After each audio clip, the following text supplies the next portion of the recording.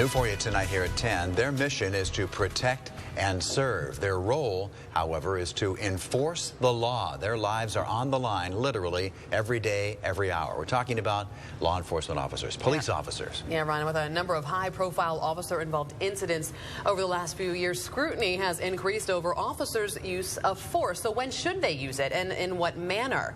KWWL's Bob Waters takes a closer look at one of the police training techniques that helps shape that decision. It's called the 21-foot rule.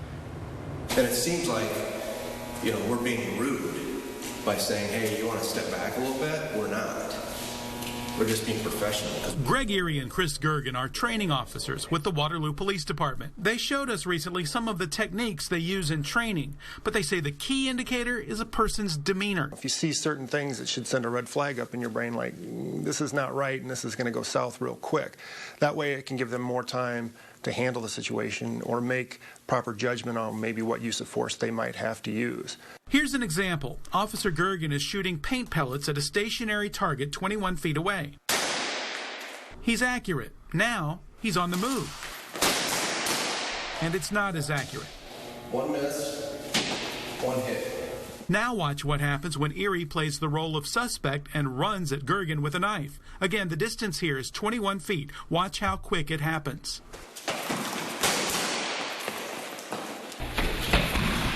Bullets would have hit his leg and midsection. However, if I would have just went like this, to the neck, you know, anything, these definitely were not mortal wounds. People see what's on TV or in the movies, and they think that that's real. They think, well, why didn't the officer just shoot the gun out of his hand? Why didn't the officer just, you know, do that flying spin kick and knock the knife out of their hand? That's fantasy. That's Hollywood. And unfortunately, it's made our job that much more difficult. If it's a lethal threat, you have to make space, get away, get cover, and then decide what you're going to do next. But it all happens in a matter of seconds. It's all the way wide. Next, I find out. Photographer Sean O'Neill straps a GoPro camera to me. I get a toy gun and some instruction. Just react whenever he comes charging at you. Okay. You've got to pull that out and just point it right at him and simulate one round. Okay. Round one. So what did I do wrong? I didn't move. You would have touched me right here, but still you would have. Yeah. Round two.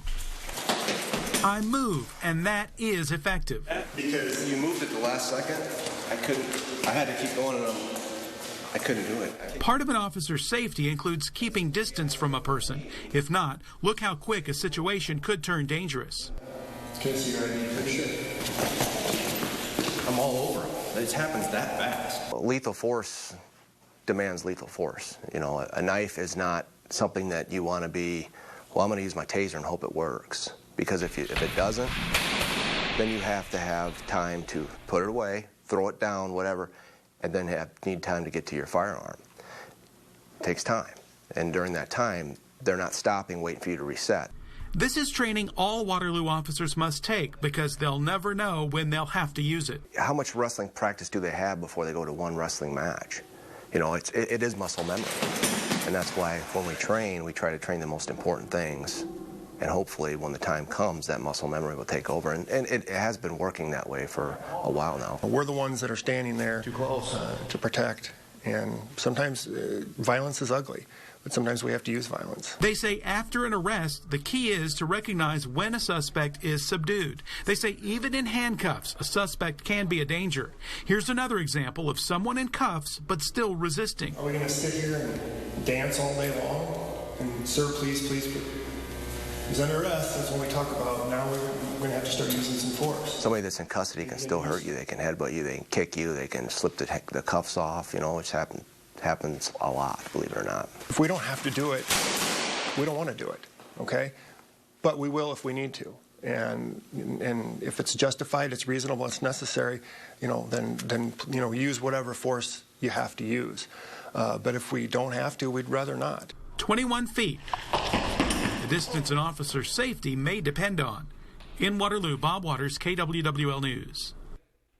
All right, great story, Bob. Now, Waterloo Police undergo 96 hours of training every year, and that includes CPR classes, body mechanics, and firearm qualifications, as well as safety training you just saw. Any officer involved shooting or investigation into excessive use of force is investigated independently by the Iowa Division of Criminal Investigation.